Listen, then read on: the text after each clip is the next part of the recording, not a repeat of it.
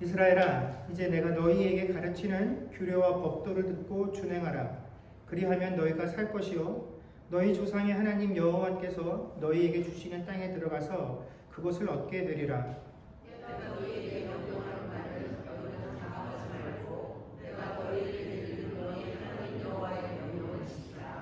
여호와께서 바알보올의 일로 말미암아 행하신 바를 너희가 눈으로 보았거니와 바알보올을 따른 모든 사람을 너희의 하나님 여호와께서 너희 가운데에서 멸망시키셨으되 오직 너희의 하나님 여호와께서 떠나지 않는 내가 나의 하나님 여호와께서 명령하신 대로 규례와 법도를 너희에게 가르쳤나니 이는 너희가 들어가서 기업으로 차지할 땅에서 그대로 행하게 하려 함인즉 너희는 지켜라. 이것이 여러 민족과 맞서 너희의 지혜로 너희를 지시리라. 그들이 이 모든 규례를 듣고 이르기를 이 큰 나라 사람은 과연 가르쳐와 지시는 백성이로다 하니라. 우리 하나님 여호와께서 우리가 그에게 기도할 때마다 우리에게 가까이 하심과 같이 그 신이 가까이 함을 얻은 큰 나라가 어디 있느냐?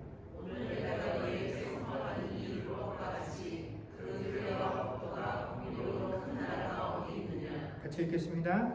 오직 너는 스스로 삼가며 내 마음을 힘써 지키라.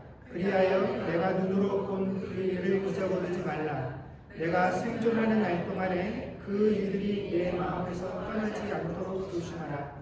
너는 그 일들을 내 아들들과 내 손자들에게 알리라. 아멘. 요즘 저희가 살펴보고 있는 이 신명기 말씀은 전체가 총 3편의 설교로 구성이 되어 있습니다. 그래서 그 중에서 첫 번째 설교에 해당하는 부분이 신명기 1장에서 4장까지의 말씀으로 이 신명기 4장은 첫 번째 설교의 결론에 해당하는 부분이죠. 그래서 이 신명기 1장부터 4장까지의 내용의 특징들을 살펴보게 되면 이 1장부터 4장까지는 모세가 이스라엘 백성들에게 과거에 있었던 일들을 토대로 해서 지금까지 하나님께서 당신의 백성들에게 어떻게 행하셨는지를 너희가 기억하라라고 그들에게 이야기하면서 동시에 4장에서 어떤 식으로 결론을 맺고 있냐면 하나님께서 지금까지 너희들에게 이렇게 하셨으니 그 모든 것들을 너희가 기억하고 있으니 이것들을 토대로 해서 너희가 알고 있는 하나님을 통하여 이제 그럼 너희는 앞으로 어떻게 해야 되겠느냐, 어떻게 행해야 할지를 대해서 가르치고 있는 것이 이 신명기 4장의 말씀입니다. 그리고 이 신명기 4장의 말씀의 핵심은 1절과 2절에 잘 드러나게 되는데 1절 말씀에 보면 이거죠. 너희에게 가르치는 규례와 법도를 듣고 준행하라 라는 것이고 2절에 보면 너희에게 명령하는 말을 너희는 가감하지 말고 지키라 라는 것입니다. 즉 모세가 계속해서 강조하고 있는 것은 내가 너희들에게 가르치고 있는 내용들을 너희가 들은 대로 그대로 행하라라는 것이 모세가 그 백성들에게 강조하고 있는 내용이다라는 것입니다. 그래서 그럼 너희가 무엇을 지켜야 되느냐? 그것이 바로 규례와 법도라는 것인데 이 규례와 법도는 그들이 시내산에 머무는 동안에 하나님께서 그들에게 명령하셨던 그 모든 내용들을 가리키는 것으로 우리가 일반적으로 율법이라고 부르는 그 내용들을 가르치고 있습니다. 그래서 이 율법을 지켜야 되는 이유가 너희에게 왜 중요하냐면 1절에 뭐라고 설명하냐면 여호와의 율법을 준행하라. 그리하면 너희가 살 것이니라 라고 말하면서 너희가 하나님 말씀을 지켜야지만 살 수 있다라고 우리의 생명과 그 여호와의 율법을 준수해야 되는 이유를 묶어서 설명해주고 있다라는 것입니다. 그렇다면 결국 이 말씀은 뭐냐면 너희가 이 말씀을 지켜야 살 수 있다라는 것은 말씀을 지키지 못하면 어떻게 된다라는 의미입니까? 말씀을 지키지 않으면 죽는다라는 이야기인 것이죠.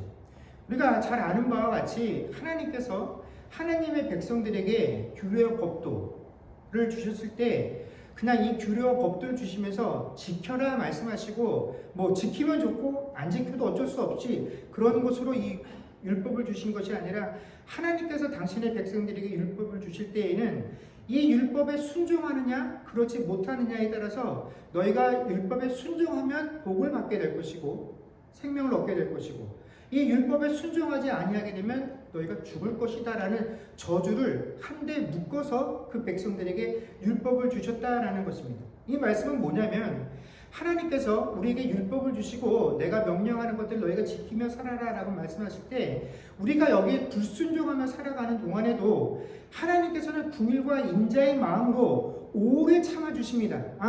너희가 내가 하라는 대로 안 지키고 살고 있구나. 그러면 이 말씀에 대해서 내가 저주를 사망을 줄 것이다 라고 말씀하셨음에도 불구하고 어떻게 하든지 이들이 깨닫고 돌아와서 이 말씀에 순종할 수 있도록 오래 참아주시는 것은 맞지만 하나님께서 무조건 끝까지 참아주시지는 않는다라는 것입니다. 하나님은 우리에게 분명히 말씀하신 것처럼 궁극적으로 내가 너희들을 대면할 때 어떻게 대할 것이냐면 너희들에게 맡긴 그 언약 그 언약에 너희가 순종할 때 어떻게 될 것이고 불순종하면 어떻게 될 것이다 라는 너희에게 이미 공표했기 때문에 그 기준을 가지고 내가 너희들의 삶을 대할 것이다. 내가 너희들을 이것으로 판단할 것이다 라고 하셨다는 이 사실을 주의 백성들은 명심하고 살아가야 한다는 것입니다. 근데 이러한 언약의 규정이 하나님께서 어느 날 갑자기 지금 이 사람들이 가나안 땅에 들어가려고 하니까 이때 처음 이런 법칙을 만들어서 그들에게 이야기해 주신 것이 아니죠. 이 하나님의 이 언약의 법칙은 이미 창조 시에 아담에게도 주셨던 그 언약에도 등장하게 됩니다. 하나님께서 아담을 만드시고 나서 아담에게 뭐라고 말씀하셨습니까? 선악을 알게 하는 나무의 열매를 먹지 말라라고 말씀하시죠. 그러면서 뭐라고 말씀하시냐면 네가 이 규례를 어기면 어떻게 된다고요? 영영 죽으리라 말씀하셨다라는 것입니다. 하나님과 아담이 언약을 맺고 그 언약을 지키지 않을 때 언약에 대한 저주가 임할 것이다 라고 말씀하셨고 반대로 너희가 아담에게 그 먹지 않냐고 하나님께서 시키신 대로 한다라고 한다면 그 에덴 동산을 다스리는 그 하나님의 권세를 덧입어서 그것들을 통치하며 다스리는 그 일들을 하게 될 것이다 라고 말씀하셨다라는 것이죠. 이것이 그 언약에 대한 하나님의 복의 약속입니다. 근데 이것이 이 아담과의 언약에만 존재하는 것이 아니라 예수 그리스도를 통해 주신 언약에도 동일하게 등장한다라는 것이죠. 예수님을 통해서 하나님께서 우리에게 주셨던 언약의 특징이 뭐냐면 요한복음 3장 16절과 18절에 잘 드러나게 되는데 우리가 그 앞에 말씀들을 한번 다 같이 읽도록 하겠습니다. 요한복음 3장 16절 18절 읽겠습니다. 시작. 하나님이 세상을 이처럼 사랑하사 독생자를 주셨으니 이는 그를 믿는 자마다 멸망치 않고 영생을 얻게 하려 하심이라. 18절입니다. 그를 믿는 자는 심판을 받지 아니하는 것이요 믿지 아니하는 자는 하나님의 독생자의 이름을 믿지 아니하므로 벌써 심판을 받는 것이니라. 아멘. 자, 예수님을 통해서 하나님께서 우리에게 주신 이 언약의 내용이 뭐냐면 예수 그리스도를 우리에게 독생자로 주셨다면서 그 예수의 이름을 믿는 자는 어떻게 된다고요? 멸망치 아니할 것이다 라는 것이 이 언약의 복입니다. 이 주신 약속에 대해서 순종하게 되면 이런 복을 얻게 된다는 거죠. 근데 이 이름을 믿지 아니하는 자에게는 어떤 일이 임하게 됩니까? 심판을 받는다라는 것이죠. 믿지 아니하는 것 자체가 이미 그들에게 심판이 임했다라고 말씀하신다라는 것입니다. 그래서 하나님께서 우리에게 주신 그 예수의 이름을 믿으라는 그 약속을 그대로 순종하지 아니하는 자에게는 언약의 저주, 심판이 그들에게 임한다라는 것입니다. 그래서 그리스도를 통해서 우리에게 주신 이 언약의 특징에도 이 언약에 순종하는 것과 그렇지 않아 하는 것에 대해서 전혀 다른 결과, 복과 저주가 존재하게 된다라는 것입니다. 그래서 오늘 저희가 읽은 이 본문 말씀에도 동일하게 등장을 하게 되죠. 1절에 이스라엘아, 이제 내가 너희에게 가르치는 규례와 법도를 듣고 준행하라. 그리하면 너희가 살 것이요 너희 조상의 하나님 여호와께서 너희에게 주시는 땅에 들어가서 그것을 얻게 되리라 말씀하셨다라는 것입니다. 그들에게 이 언약대로 살게 되면, 언약에 순종하게 되면 너희가 생명과 이 땅을 얻게 될 것이다. 언약의 복에 대해서 이야기하십니다. 그런데 이렇게 언약의 복에 대해서 약속을 하셨기 때문에 이 명령, 내 언약을 지키라고 하는 이 명령에 불순종하게 되면 바로 반대의 결과가 그들에게 임하게 된다라는 것입니다. 뭡니까? 죽게 될 것이고 땅을 얻지 못하게 될 것이다라는 것입니다. 이 언약의 저주가 존재하지요. 그래서 이 언약대로 살지 못한 이스라엘의 1세대가 어떻게 됩니까? 약속하신 땅에 들어가지 못하게 되고 다 광야에서 죽임을 당하게 되었다라는 것입니다. 하나님께서는요, 그 당시의 이스라엘, 이 신명기가 쓰여질 당시의 이스라엘 백성뿐만 아니라 오늘날 이 시대를 살아가며 하나님의 자녀라고 고백하는 우리들을 당신의 백성으로 삼으실 때에 그냥 내 자녀가 되었으니 너희 마음껏 하고 싶은 대로 살라고 하신 것이 아니라 너희가 내 자녀가 되었기 때문에 세상에 믿지 아니하는 사람들과는 상관없이 자녀가 된 너희들과 내 사이에는 언약이 존재한다라고 말씀하시고 그 언약을 우리에게 주시면서 이 언약에 근데 너희가 내 자녀이기 때문에 너희는 순종해야 돼. 그래서 이 언약에 대한 순종에 따른 복이 너희들에게 이르게 될 것이고 너희가 내 자녀가 되어서 받게 된 이 언약을 지키지 않게 되면 그 불순종에 대한 저주를 받게 될 것이다라고 말씀하신다라고 하십니다. 그래서 우리에게 이 언약에 대해서 순종할 것을 요구하고 계신다라는 것이죠. 그런데 사실 우리가 오늘날 이 땅을 살아가면서 하나님의 말씀을 하나님께서 우리에게 주신 이 명령을 우리가 온전하게 순종하며 살아가야 된다라는 그 사실, 이 말씀이 우리가 말씀대로 살지 못하면 우리가 이 말씀에 순종하지 못하면 그 결과가 이 언약의 저주가 우리에게 저주로 죽음으로 올 수 있다라는 그 사실을 우리는 사실 실제로 체감하며 살아가지 못합니다. 왜냐하면 우리가 하나님 말씀대로 내가 살고 있지 못하다는 사실 우리가 너무나 잘 알고 있지 않습니까? 그럼에도 불구하고 하나님 말씀대로 살지 않았다라고 해서 하나님께서 즉각적으로 우리들의 생명을 빼앗아 가지 아니하시기 때문에 우리는 이 하나님 말씀대로 이 언약에 순종하지 못한 결과가 죽음이라는 이 사실을 그냥 단순히 하나님께서 우리에게 겁주셔서 우리로 하여금 하나님 말씀 잘 순종할 수 있도록 우리에게 그 종교적인 언어, 종교적인 열심을 불러일으키기 위한 그런 수단으로 사용하신 말이지, 하나님께서 우리가 잘못하면 징계를 내리시기는 하지만 아무리 그 징계가 커도 하나님이 우리를 죽이실 정도는 아니야 라고 우리는 이렇게 믿으며 살아가고 있다는 것이죠. 근데 이러한 우리들의 기대와 우리들의 바람이 잘못됐다라는 것, 완전히 틀렸다라는 것을 오늘 본문 말씀이 우리에게 보여줍니다. 신명기 4장, 오늘 저희가 읽은 본문 3절과 4절입니다. 그냥 제가 읽겠습니다. 여호와께서 바알보울의 일로 말미암아 행하신 이 발을 너희가 눈으로 보았거니와 바알보울을 따른 모든 사람을 너희의 하나님 여호와께서 너희 가운데서 멸망시키셨으되 오직 너희의 하나님 여호와께서부터 떠나지 않은 너희는 오늘까지 다 생존하였느니라. 오늘 모세가 언급한 이 바알보울의 일이라는 게 뭐냐면 민수기 25장에 있었던 일입니다. 이 이스라엘 백성들이 가나안 땅에 들어가는 것을 처음에 실패하고 난 이후에 광야에서 40년 동안 유리하는 동안에 어떤 사건이 있었냐면 이 이스라엘 백성들이 시딤이라고 하는 곳에 머무는 동안에 모압 지방의 여인들과 음행을 해서 이 여자들을 사랑하게 되었고 이 여자들이 섬기고 있었던 바알볼, 모압인들이 섬기고 있는 그 신에게 제사 드리는 일에 참여하는 일이 벌어지게 됩니다. 그래서 하나님께서 이때 진노하셔서 뭐라고 명령을 내리시냐면 백성의 수령들을 하나님 앞으로 끌고 와서 그들의 목을 다 메어 달라라고 하나님께서 명령을 하십니다. 그리고 이때 한 사람이 마침 그 하나님의 진노하셔서 그 명령을 내리는 순간에 모압 여인을 끌고 들어오는 그 장면을 보고서 제사장들이 어떻게 합니까? 그 사람과 그 여인을 창으로 한순간에 같이 꿰뚫어서 죽이게 되죠. 근데 하나님께서 이 제사장들이 그 남자와 이스라엘 남자와 모압의 여인을 죽이는 것을 보고 나서 그 제사장들을 칭찬하십니다. 너희가 그 남자와 여자를 죽여서 내 영광을 가리지 않았다라고 말씀하시고 하나님께서 이 진노하심으로 인해 제사장들이 그때 모압 여인과 가늠한 이스라엘 남자들을 죽였는데 이때 죽은 사람이 어떻게 24,000명이 됩니다. 그래서 이 일로 인해서 24,000명이 죽게 되죠. 그러면서 4절에 이 일에 동참했던 모든 사람들이 다 죽은 것을 너희가 보았지 않느냐. 그러면서 오직 너희의 하나님 여호와께부터 떠나지 않은 너희는 오늘까지 다 생존하였느니라 라고 말씀하십니다.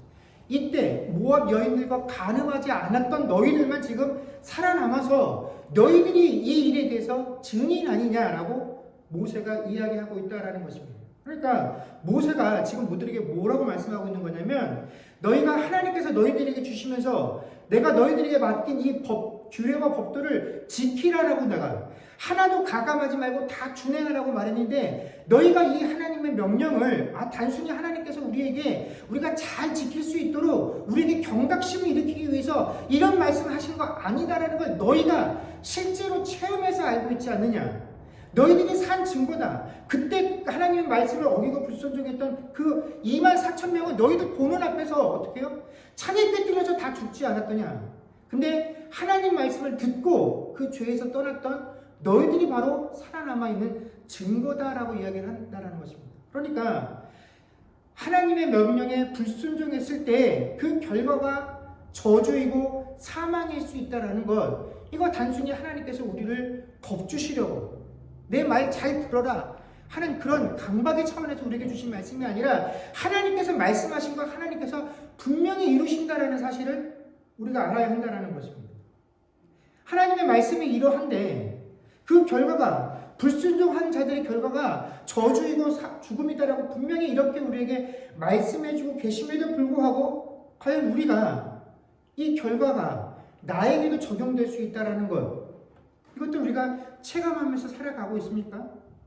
물론 우리는 분명히 이 신명기 시대처럼 하나님 말씀을 불순종했다라고 해서 그 자리에서 죽는 그런 시대를 분명 살고 있지는 않습니다. 그러나 신자인 우리는 이 영적인 안목들을 가지고 오늘 하나님께서 우리에게 들려주신 이 말씀이 어떤 진리의 말씀인지를 잘 분별할 수 있어야 합니다. 우리가 당장 한두 번 죄를 지을 때 그때 하나님께서 우리를 징벌하지 않으셨다라고 해서 하나님께서 우리를 용서하시는 것이 아니다라는 것이죠.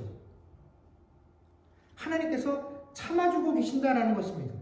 그래서 우리가 언약을 저버릴 때, 우리가 하나님 명령에서 자꾸 떨어지려고 할 때 우리는 어떤 것을 깨달아야 되냐면 하나님께서 지금 내가 조금 잘못했을 때 이것으로 인하여 나를 징계하지 아니하고 지금 나를 바라보고 계신다는 사실이 내가 죄가 없기 때문에 그냥 넘어가시는 것이 아니라 내가 지금 하나님 품을 떠나서 자꾸 죄의 길로 돌아가고 있구나 라는 사실을 우리가 스스로 감지해야 된다는 겁니다. 우리가 인지해야 된다는 것입니다. 이게 하나님 백성이 갖추고 있어야 할 상태라는 것이죠. 그래서 교회가 성도들이 잘못할 때마다 거기에 대해서 자꾸 책망을 하고 권징을 하는 이유가 뭐냐면 이 하나님의 언약으로부터 불순종해서 자꾸 하나님의 품을 떠나서 이전에 하나님께서 건져내시기 전에 그 죄 아래 죄의 통치를 받고 있을 때 그 죽음의 상태로 돌아가려고 하고 있기 때문에 자꾸 어떻게 하는 겁니까? 책망하고 권징해서 그렇게 하지 않도록 그 죄로부터 다시금 돌이킬 수 있도록 하나님 품 안에 머무를 수 있도록 하게 하는 방편이 바로 책망과 권징이다라는 것입니다. 그래서 우리가 이 말씀들을 통하여 하나님께서 우리에게 책망하실 때 왜 목사가 자꾸, 왜 하나님이 나에게 자꾸 이런 것들을 해서 내 마음을 아프게 하나, 나를 힘들게 하나 하니 그것으로 우리가 투정해야 될 것이 아니라 하나님께서 지금 나에게 경고하시는구나. 내가 지금 이 언약을 떠나서 그 전의 상태로 내가 자꾸 되돌아가는 삶을 살고 있기 때문에 이 불순종의 결과인 저주와 죽음에 이르지 않도록 하게 하시기 위해서 하나님께서 지금 내게 말씀하고 계시는구나 하는 것들을 깨달을 수 있는 것, 여러분 이것이 오늘 이 말씀을 대하는 우리들이 갖춰야 될 영적인 안목이다라는 것입니다. 이것을 우리가 확인할 수 있어야 된다는 것입니다. 따라서 우리는 우리에게도 역시 하나님의 말씀에 순종하는 것이 늘 생명이 된다고 하는 이 고백들을 가지고 살아야 합니다. 내가 하나님 말씀을 떠나서 내가 하고 싶은 대로 하나님의 말씀이 나에게 10을 요구했으면 내가 때로는 가하기도 하고 때로는 빼버리기도 해서 그 말씀을 내 삶에 그냥 나에게 적당하고 나에게 유익한 대로 그걸 변형하여 살아가고 있는 그런 삶이 아니라 하나님께서 내게 요구하시는 그 말씀에 내가 어떤 것도 더하지 않고 어떤 것도 빼지 않고 그 말씀에 온전히 순종해 나아가는 것만이 내 삶에서 생명의 영역이다라는 것들을 깨달을 수 있어야 한다는 것입니다. 그래서 정말 아프고 힘들고 고통스럽지만 내 삶에 이것이 분명한 속내라는 것을 내가 알지만 그럼에도 불구하고 그렇게 사는 것이야말로 내 삶의 생명이다라는 것. 이렇게 사는 것이 나를 살린다라는 것. 이것들을 우리가 늘 체험하고 고백해야 된다는 것입니다. 그래서 하나님, 내가 이것을 취하고 내가 이렇게 살면 지금 이 순간 편하고 좋고 기쁘겠으나 이렇게 살면 내가 죽음으로 가는 것이기 때문에 하나님, 오늘도 내가 하나님 말씀에 순종함들을 통하여 그 순종함이 나에게 주는 그 생명의 힘을 누리며 살기를 원합니다. 그러니 하나님, 내가 그 언약에 순종하는 자가 되게 하여 주시옵소서 라고 몸부림칠 수 있어야, 사랑하는 성도 여러분, 우리가 참된 신자라고, 그래야 하나님의 약속을 받은 자라고 우리가 말할 수 있을 것입니다. 그런데 오늘 말씀에 보면 우리가 하나님의 백성이 되어서 이런 하나님의 요구에 내가 내적으로 그래, 나는 세상 사람들이 알지 못하고 그들이 주지 못하는 기쁨인 하나님을 믿는 자들만 누릴 수 있는 이 영원한 생명에 대한 기쁨을 누리고 살아가고 있어 하는 것은 결국 내 내적인 증거죠. 나만 알 수 있는 겁니다. 세상 사람들은 이것에 대한 소망과 기쁨은 아무것도 내용을 알지 못하기 때문에 우리가 이것들을 가지고 기쁨으로 살아가도 세상 사람들은 그것들을 인정하지 못해요. 그저 우리를 눈에 보이는 그 가치관과 기준에 따라서 그저 우리들의 삶을 판단하고 저렇게 살면서도 그렇게 즐겁고 기쁠까 정도로만 이야기한다는 것입니다. 그래서 우리가 이 영적인 생명을 누리며 사는 것은 우리의 내적인 증거이기 때문에, 그래, 세상이 몰라줘도 괜찮아, 세상은 알 수 없어, 나만 기쁘고 나만 좋으면 돼 하는 것은 또 결코 아니다라는 것입니다. 우리가 하나님의 자녀가 되어서 하나님께서 우리에게 요구하신 이 하나님의 모든 율법에 순종하여 살게 되면 우리가 이 하나님의 말씀에 순종하여 살고 있다는 것이 외적인 증거로도 분명히 나타날 수밖에 없다라고 성경이 이야기하고 있다는 것입니다. 그것이 6절과 8절의 말씀입니다. 제가 읽겠습니다. 너희는 지켜 행하라. 이것이 여러 민족 앞에서 너희의 지혜요 너희의 지식이라.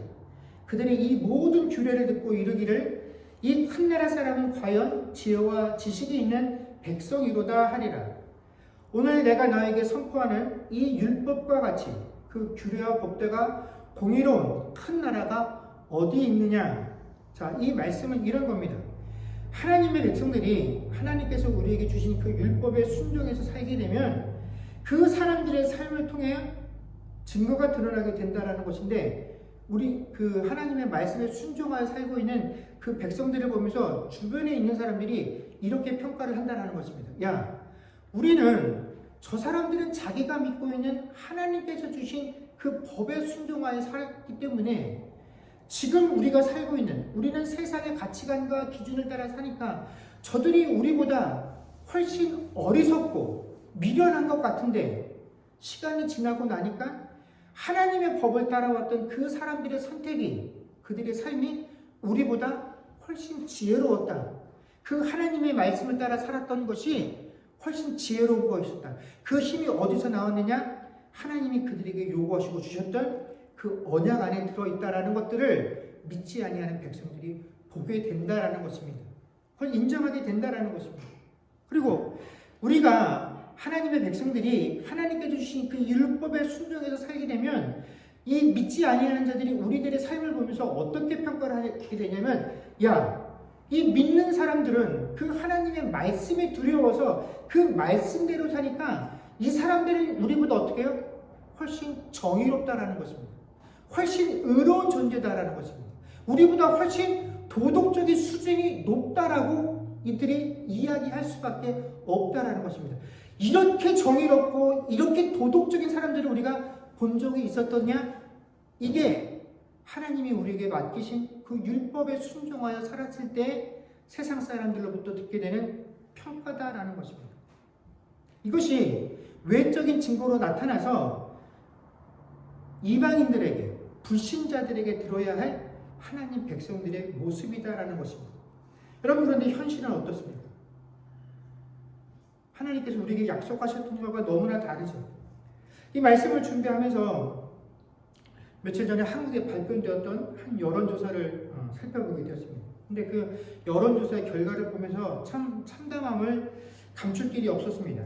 한국에 있는 사람들을 대상으로 해서 각 종교들, 어떤 종교를 가장 신뢰하느냐, 또 종교를 믿지 않는 하는 사람들도 있었는데 이 한국인들을 상대로 해서 한국에 있는 그 종교들이 어느 정도 신뢰를 하고 있냐 했는데 카톨릭에 대한 신뢰도가 제일 높고 그 다음에 불교고 개신교가 가장 낮은 퍼센티지를 얻었는데 한국 사람들이 개신교에 대해서 개신교를 신뢰하고 있다는 사람들이 16.7%밖에 되지 않았습니다.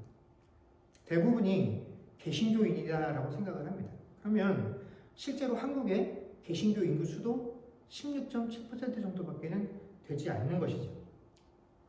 물론 더일 수도 있고 덜일 수도 있습니다.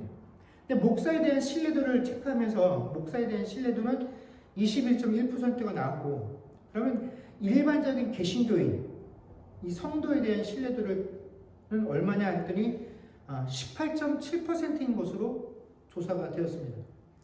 그러니까 개신교에 대한 신뢰도, 개신교의 종교 지도자인 목사에 대한 신뢰도, 그 다음에 일반 개신교인 성도들에 대한 그 일반적인 사람들의 신뢰도 모두가 어떤 것도 20%도 되지 않는다라는 것이죠. 그러면서 왜 개신교를 신뢰하지 못합니까? 라고 말해봤을 때 그들이 여러 가지를 대답했는데 가장 큰 이유가 뭐냐면 이 개신교는 사회 공공의 이익보다 이 공공의 질서보다 자신들의 이익을 더 많이 챙긴다는 거죠. 그래서 자신들의 이게 이익이 되면 사회 공익도 던져버리고 일반 도덕도 던져버리고 사회 질서도 던져버리고 자신들에게 유익되는 것만을 추구하기 때문에 이 개신교를 신뢰할 수 없다라고 한국 사회가 대답을 했다라는 것입니다. 이 수치를 확인하면서 여러분 오늘 본문에 우리에게 주신 그 말씀대로 하나님께서 그 백성에게 주셨던 규례와 법도에서 순종하고 살았다라고 한다면 절대로 들을 수 없는 그런 판단을 오늘날 교회가 성도가 판단을 받고 있다라는 것입니다. 여러분 원래 하나님께서 우리에게 주신 이 말씀대로라고 한다면 하나님의 말씀을 쫓아 사는 백성들은 마땅히 이방인들로부터 칭송을 받아야 합니다. 불신자들로부터 칭송을 받아야 합니다. 그런데 이처럼 오늘날 한국의 개신교가 불신자들에게 욕을 먹고 있다는 것은 이 상황은 결국 무엇을 의미합니까?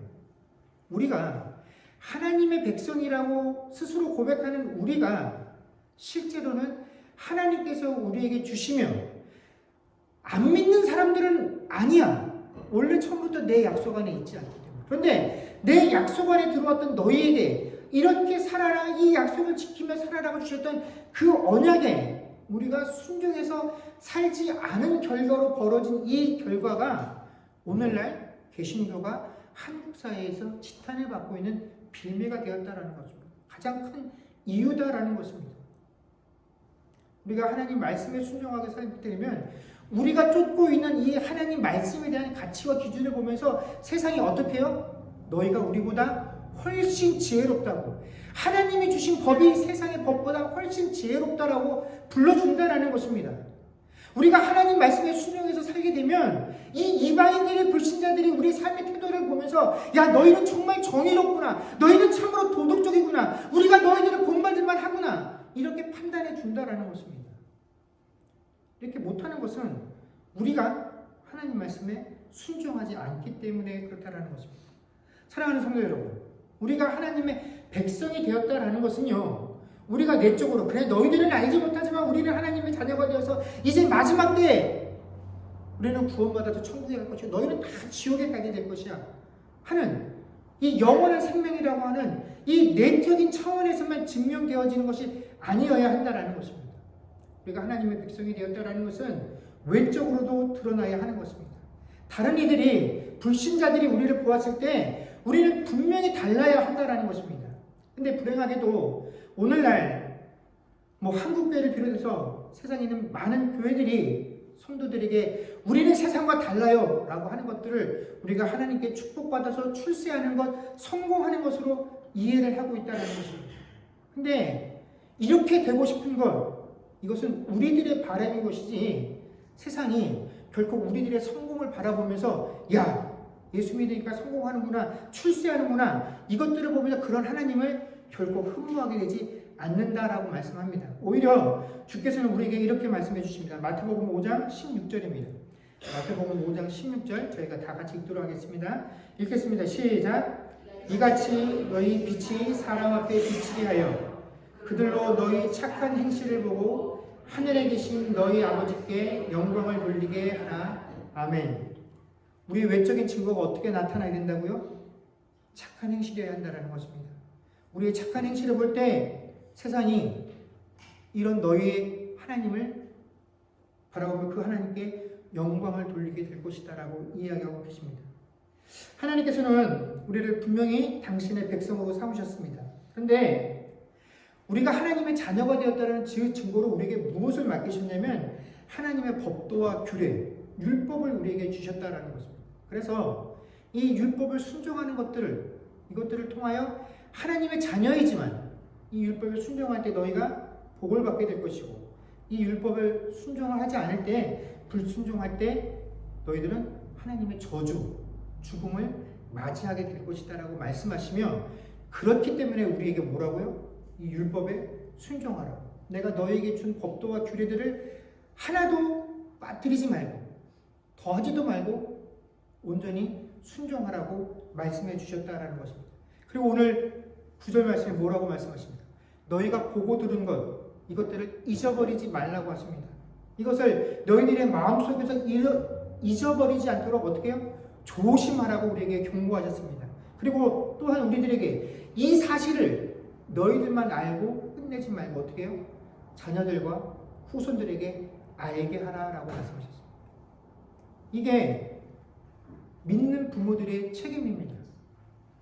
내 자녀들이 세상에서 기죽지 않고 잘 살 수 있도록 세상적인 것들을 풍족하게 채워주는 것, 이거 부모들의 욕심이고 바람이죠. 이게 부모들의 기쁨입니다. 근데 이거는 믿는 부모든 믿지 아니하는 부모든 모든 사람들이 가지고 있는 부모들의 소망이고 바람이죠. 그러나 믿는 하나님의 자녀된 우리들에게 부모로서 우리들에게 주어진 가장 큰 책무는 뭐냐면 내가 알고 있는 이 모든 사실, 내가 절대로 하나님께서 잊어버리지 말라고 했던 그 사실들을 누구에게요? 내 자녀들과 후손들에게 알게 하는 것입니다. 그래서 그 자녀들이 그 사실을 알아서 또 그 다음 세대들에게 그 사실을 알려주는 것, 이것이 오늘 믿는 부모들이 갖춰야 할 덕목이다라는 것입니다. 왜 그렇다고요? 그렇지 못하면 그 결과가 죽음이기 때문에 그렇습니다. 정말 눈에 넣어도 아프지 않은 내 자녀들이 하나님을 제대로 알지 못해서 이 하나님이 우리에게 주신 이 법도와 규례대로 살아야 되고 거기에 불순종하게 되게 얻게 될 결과가 죽음이라는 것, 하나님의 저주라는 것을 분명히 알고 있음에도 불구하고 내가 그렇게 말해서 이것대로 살라고 했음에도 불구하고 내가 이 사실을 내 자녀들에게 제대로 가르쳐주지 못해서 내 자녀들이 그 결과를 맞이하게 된다고 한다면 여러분 부모된 우리들의 마음이 얼마나 무겁고 힘이 들겠습니까? 오직 하나님께서 우리에게 맡기신 이 율법에 순종하는 것만이 하나님께서 약속하신 이 생명과 복을 누리는 방법입니다.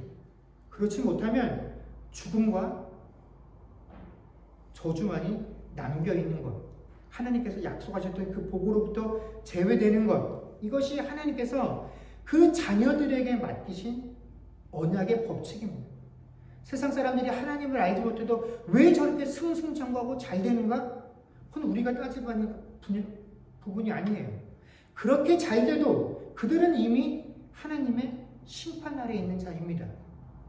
그러나 우리는 하나님의 언약 안에 들어와 있기 때문에 그 언약에 순종하는 자들, 그 하나님의 자녀들에게만 하나님께서 맡기신 이 원리를 아는 것, 여러분 이것이 우리들의 복입니다. 우리는 이 말씀에 순종하기만 하면 복을 받을 수밖에 없는 인생입니다. 내가 왜 이 복을 누리지 못하고 사느냐? 그렇다면 다른 것이 아니라 뭡니까?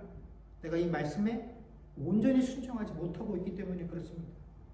그래서 우리는 이 어려움을 당면할 때마다 내가 어떻게 이 하나님의 말씀을 온전히 순종할 수 있느냐?